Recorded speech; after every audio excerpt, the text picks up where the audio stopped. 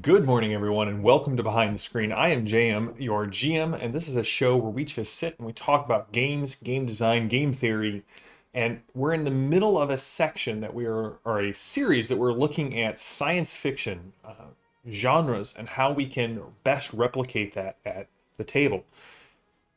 Tuesday, we finished the wholly depressing look at cyberpunk, and today we're doing a cyberpunk adjacent genre, one that I really enjoy called transhumanism.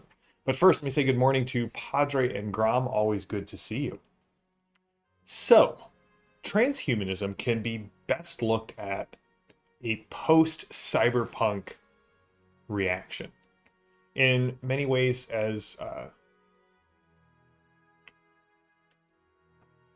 the bright response to grimdark is sort of the pendulum swinging back and forth. Transhumanism looks at a lot of the tropes of cyberpunk, but looks at it with maybe a more hopeful, a more Roddenberryan, if you will, view of the future. So we see a lot of similar tropes. There's cybernetics, there's corporations and universal government.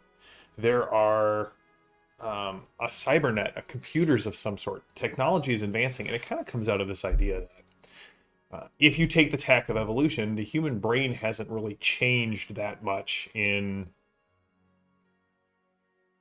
however many years, but technology is advancing at a much faster pace than the human body and mind are changing. And the idea of that is that eventually our next stage of human existence will move beyond the human. And instead of cybernetics and computers being a method of control, as it is in cyberpunk, they end up being a method of transcendence and freedom in transhumanism. Now, I will just say that transhumanism, I've referred to it several times as a very Gnostic view of humanity. And here, what do I mean by that? Well, Gnosticism is a branch of philosophy. I wouldn't even necessarily call it theology, where the physical is base and corrupt, and only the intellectual is and the spiritual is considered of value. So transhumanism has similar tropes to Gnosticism in the fact that there is no philosophy of the body in transhumanism. The body is something to be transcended or overcome. Our biology is what is holding us back. Now, this is coming out of actual scientific research that's going down. I read some interesting white papers on whole brain emulation, where the idea is that if we could, at this point, whole brain emulation is considered only possible with the physical destruction of the brain, like slicing the brain up, taking slices of it and replicating the brain, replicating everything that it means to be JM and recreating it in a computer construct. Now, I don't believe that that would be JM. It would be a poor copy, and in that case, I would have moved on to Eternal Reward, but that's neither here nor there. We're talking about the genre of this. And so what we see is that there's this idea that through cybernetics, through computers, much of our mortal limitations are overcome. I think the best game that, the best quote I could find is actually a quote from one of my favorite games, which is from Eclipse Phase. It's the tagline of the game. Your mind is software, program it. Your body is a shell, change it. Death is a disease, cure it. Extinction is approaching, fight it. The idea here is that with technology, we can eliminate death, we can eliminate violence and crime, we can eliminate all of the things that hold us back. If you don't like yourself, change yourself. It's a very postmodern idea that is, it's very interesting. If cyberpunk is the outgrowth of rampant modernism, I would say transhumanism is the outgrowth of rampant postmodernism. So again, we have this post-cyberpunk idea. So what does that mean for us? Well, in the fiction, what we see is humanity usually has some way to back themselves up. So if they die, they can just be downloaded into a new body. This goes even one step further, and we get the ability to change bodies. If you don't like yourself, download yourself into a new body. Eclipse phase does this, and we'll talk about this in 2 weeks when we get back to this topic, where you can broadcast your brain from one space station to another, just download into a new sleeve and go about your business on Jupiter and then come back to Earth. It's a way of overcoming the limitations of ourselves. Yes, Gnosticism is an attempt to synchronize some Greek philosophy with Christianity. I think the Gnostics actually existed alongside Christianity. I think, of course, the best attempt to synchronize philosophy with Christianity is found within the works of Thomas Aquinas, but that is a different topic entirely. So, what are some great sources if you're interested in delving into this idea of transhumanism and what does it mean? We'll talk about games next time. But what we can see here are... Oh, the other thing that is key to transhumanism is, again, cyberpunk tends to be earthbound. It tends to be very focused on the shackles of Earth. Transhumanism opens up the doors of our world and our universe. Everything from Eclipse Phase's solar system play to the far reaches of the Commonwealth in Peter Hamilton, we see humanity using technology to become free of Earth and to move on out into the universe. So, if you're looking for shows that either encapsulate or touch on transhumanism, strangely enough, a Greg Daniels show is a sort of proto transhuman show. On Amazon, the show Upload, which is basically about people being uploaded into a microtransaction version of the afterlife. But in season 2, we get more into the transhumanism nature and the fact that they're able to download back into bodies, or they're attempting to download this. Gattaca and Star Trek with in DS9, Dr. Julian Bashir, and in the original series, Khan, dealt with this idea of transhumanism not through technology necessarily, but through genetic manipulation. We can use science to edit our genes to create the people that we want. Yes, Weber does touch briefly on these themes in Off Armageddon's Reef. Merlin is a transhuman being. She has downloaded her consciousness into a computer and then it gets put into an android as a backup.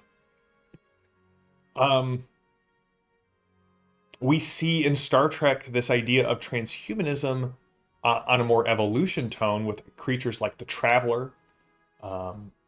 In the original series, the sort of proto-Q child is along those lines. But again, transhumanism really focuses on the technology side of things, not an evolutionary side of things. So genetic manipulation, digital backups, digital copies, these kind of things.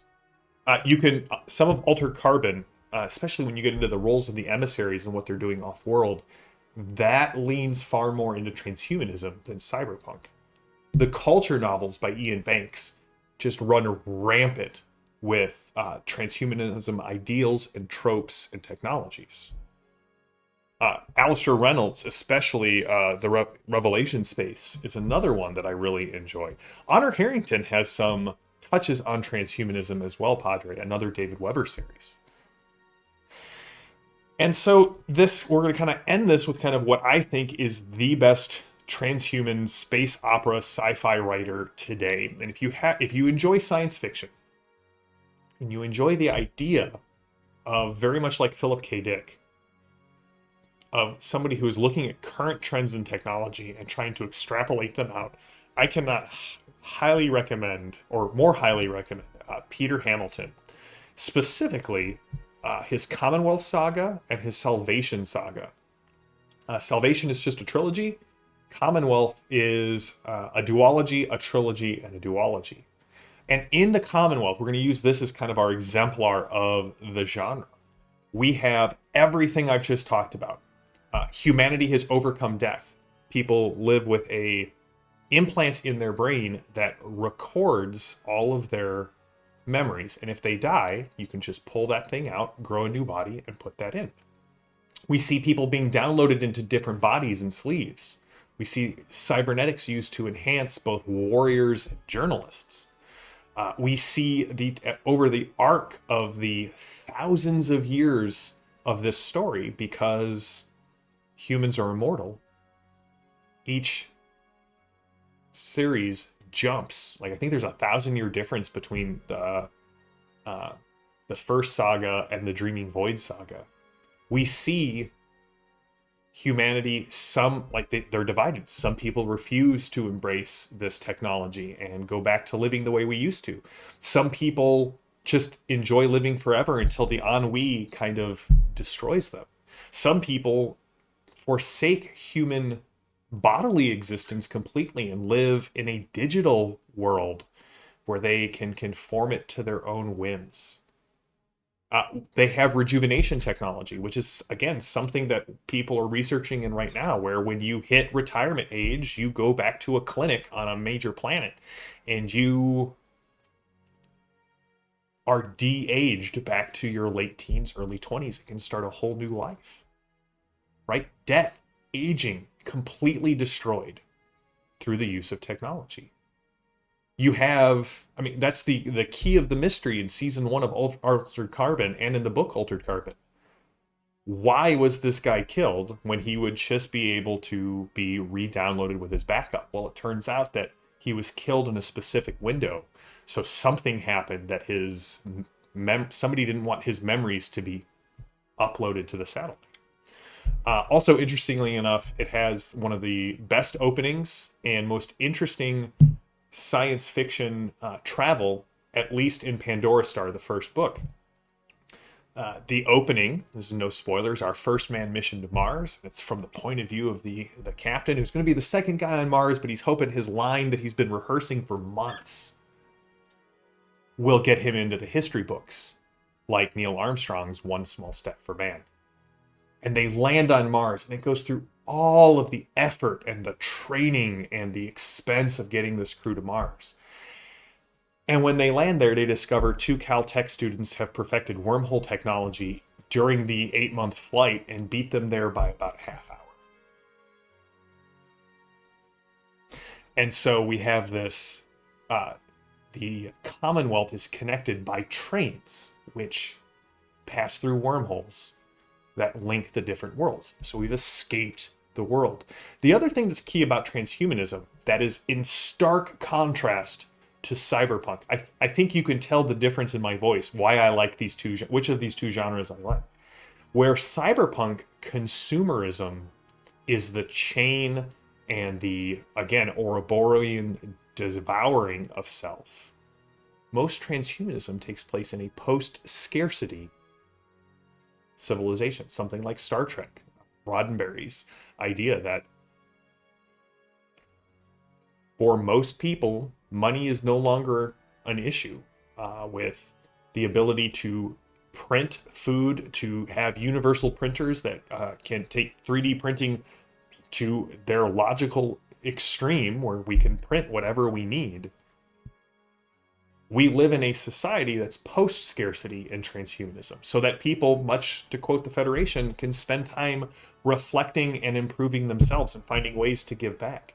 I think, on a complete side note, that is the biggest disappointment I've had in modern Star Trek, is the loss of the idealism and the idea that maybe our better angels can prevail that we had in the original series and The Next Generation. I love DS9, but I have a love-hate relationship with it because it plants the seeds of maybe the Federation isn't as good. Maybe we're not as good as we would like to believe. I think that altruism, that idealistic view of our future, is something that transhumanism ties into. What do we get? Lois McMaster Bijold deals with this in her how could I have forget the Vorkosigan saga. I love that. I got into it with GURPS, right? I bought the GURPS book that had come out. So yeah, transhuman fiction is its own little sub niche of the sci-fi genre, but it is very interesting. If you like the tropes of cyberpunk, but dislike the crushing despair, give transhumanism a try. So we're going to be talking about another great. I don't know that they have novels, but the role-playing game we're going to talk a lot about. So role-playing games, when we come back and talk about mechanics, the two games we're going to talk most about are Eclipse Phase and the Infinity role-playing game. The Infinity role-playing game is based off this skirmish-based warfare game that came out of Spain. I believe Corvus Belli is a Spanish company. And it takes place in the near future. It has a lot of transhuman elements to it. And I think another key aspect of transhumanism compared to cyberpunk is because we've left Earth, we start to see the appearance of aliens. Humanity is just now stepping out into the universe, and we're starting to encounter those that are not us. As we're struggling with the identity of what does it mean to be human in a time when the mind and the body are being separated, and all of our preconceived ideas of mortality and the human condition are being eradicated by technology. What does that mean when we come in contact with someone else, something other than us, when we don't even really understand what it means to be human anymore? So, that is our introduction to transhuman fiction. I will take all of these notes and put them on the Iconic Production Discord channel and behind the screen, so that if you're interested in any of these books or games or movies, you can check them out. And we will be back on Tuesday. Now, we're going to take a pause on behind the screen. This is episode 68. This is kind of cool. We have done 68 episodes of these. For everybody who has found us, this has just been wonderful to get to know you. On Tuesday, I have a big announcement, both for Iconic and for Strange Owl Games. And I'm not going to reveal anything, but that will be done on Tuesday with a special guest. I hope to see you all tune in for that. We'll make all of the appropriate posts on social media to kind of drum up some interest here. And then next Thursday, I'm taking that Thursday off. It is a vacation day for me. I have some friends coming into town. We're going to play some D&D. It's going to be wonderful. But I will be back on Tuesday, and then the following Tuesday, we'll jump back into looking at Eclipse Phase and Infinity, which I believe are the exemplars of this genre.